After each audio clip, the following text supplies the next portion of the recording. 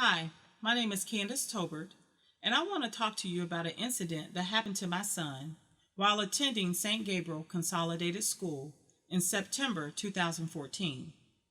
On Monday, September the 8th, an early morning break around 9:45 a.m., my son was standing there talking to two other children in the class. At that time, a girl comes over to join the conversation and starts talking. My son looks at her while she's talking and she starts giggling back and away. He took a step forward staring at her. She giggled and backed away. He took another step towards her. She giggled and backed away. Finally, after bumping into a desk, she giggled and told my son to stop, for which he did. There was another student in the class who saw them playing, thought they were having fun, so he thought that he would do it too, in which he did do it. I cannot speak as to what happened with him because we don't really know what happened when he engaged in the staring game with the student. On Tuesday morning, an email came in from the parent stating that her daughter was now fearful of coming to school because two children stared at her. Ironically, my son's name was not in that email. The teachers, Mrs. Lozenkamp and Miss Watson, took my son and the other boy into the room, told them what they had done to this little girl. My son pleaded that he was just playing a game with her, that she was laughing. What are you talking about? They threw the policy book at him, made him read the policy out loud on suspension, ordered him to apologize to this girl. He did not understand why he had to apologize for playing someone who was clearly laughing and engaged in a game with him the day before. There was no teacher in the room. There was no witness to see this incident. So the only accounts that we have are the three children. According to Nicole Brainerd, the principal at St. Gabriel Consolidated School, all three children had the same story. They all agreed that she backed away, that she giggled, and all my son did was to stare at her. He did not touch her. He did not make any threatening motions. He just stared at her. On Wednesday, Nicole Brainerd took my son into the office and again told him that he intimidated this girl, that there was a possibility that he would be suspended. My son, at that point in time, went back to class. At lunchtime, he decided to write an apology letter and explain his side to the principal because he never got an opportunity to do that. In his letter that you see floating around through the internet, he began the letter to say, "I am sorry for intimidating the girl." He got the word intimidate from the principal because she told him that's what he had done. However, later in that same letter, you will see that he said that he did not mean to scare her because he thought they were playing because she was laughing. He put that on the principal's desk. The principal called him back to the office later that afternoon with Mr. Andrew Bontrager in his presence, and she told my son that I know you did not mean to intimidate this girl. You are a good kid. However, you are being suspended for 1 day for intimidating this girl.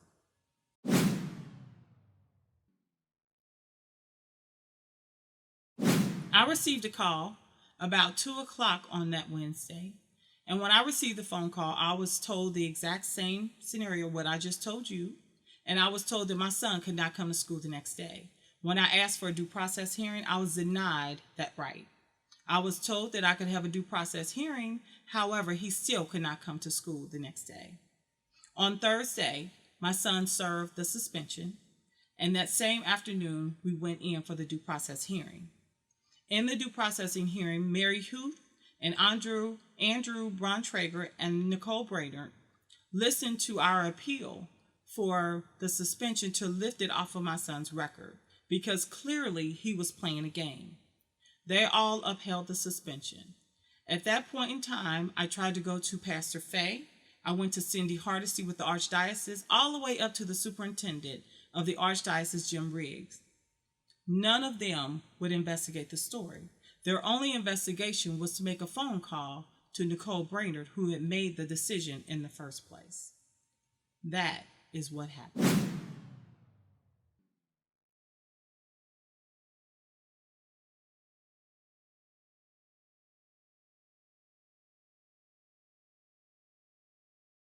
My son engaged in a game, and there was another boy who saw them playing, and he engaged as well.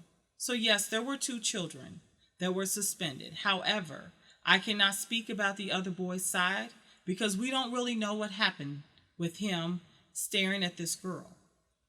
When the parent wrote the note to the school saying that her daughter was fearful, she named two children, and my son was not on that list. When we look at the situation, I am not making it about race. I understand the headline saying a black boy stared at a white girl. But here, what we are fighting is an act of a perception versus an act of aggression. If you eliminate race and you just look at the fact, a boy stared at a girl who engaged in a laughing, staring game with him, received an out-of-school suspension, versus a girl who aggressively pours milk on someone else's lunch and receives no academic penalty for that.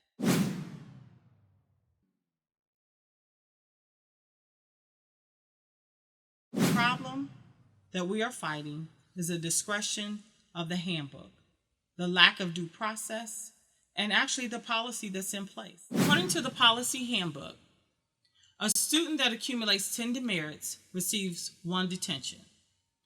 20 demerits, you get 2 detentions. 30 demerits, you get another detention plus an in-school suspension. After that, the school will give you an out-of-school suspension. The problem with this case is that when my son engaged in this staring game, school had just started. He had no demerits. There were no ongoing behavior issues at this school. He has been attending this school since the 4th grade. Him and this girl have been in the same class for the 5th grade, the 6th grade, and now beginning the 7th grade when this incident occurred. They were not best friends, but they knew each other. They had group projects together that they had worked on. They had been on the same gym team together in class. So they knew each other, although they may not have been best friends.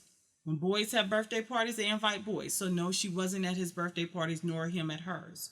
But they did know each other. So the problem here is that the school could have chosen many other means of disciplinary action, but they chose an out-of-school suspension for staring. And keep in mind and remember, he did not hit her, he did not touch her, he did not corner her in a closet. She laughed and giggled. There was no teacher in the room and there were no witnesses. But the principal, Nicole Brainerd, chose an out-of-school suspension. According to the policy handbook, a suspension, repeated or serious acts of misbehavior are liable for suspension. Again, according to court documents, my son had no former or prior disciplinary problems at the school. There was no serious acts of misbehavior with him at St. Gabriel Consolidated School. To continue, under the heading Suspension and Expulsion. Suspension or expulsion can occur in cases of serious offenses against the welfare of the school, for gross and or repeated violations of school rules, and in instances where other forms of discipline seem to be ineffective. My son had not violated any of these 3. Before suspending or expelling a student, all reasonable alternatives should be considered. When we asked Nicole Brainerd about what alternatives were considered, her only response was, "Well, I did consider them, but I thought the out-of-school suspension best fit this situation." When we tried to dig deeper to give us a reason, a basis as to why you chose an out-of-school suspension, her only response was, "This is what I felt was best."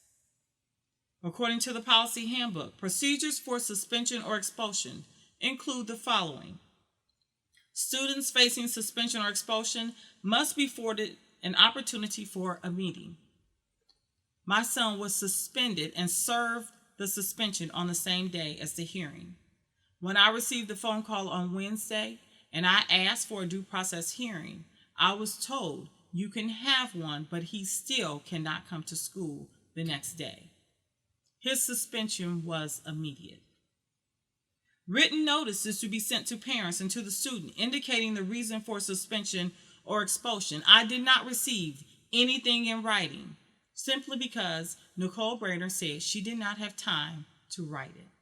However, keep in mind that she knew about this incident on Tuesday, and I never received a phone call. I never received an email. The school has my cell phone number. They had my home number. They had my work number.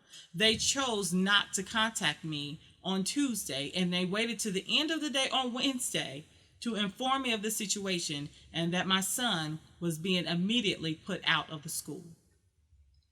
Third, a student whose presence poses a continuing danger to persons or property or an ongoing threat of disrupting academic learning may be immediately suspended without a hearing, with notice and hearing to follow as soon as practical. Mr. Bontrager was there when my son was suspended. He was there at the due process hearing. A week later, Mr. Bontrager put the two children together on the same gym team. My son came home and he was in awe. He did not understand why the school would put them together on a gym team to force interaction, that they believed that she was intimidated and fearful of him. Why would you put a child that's fearful, if you believe that she was fearful, with the perpetrator?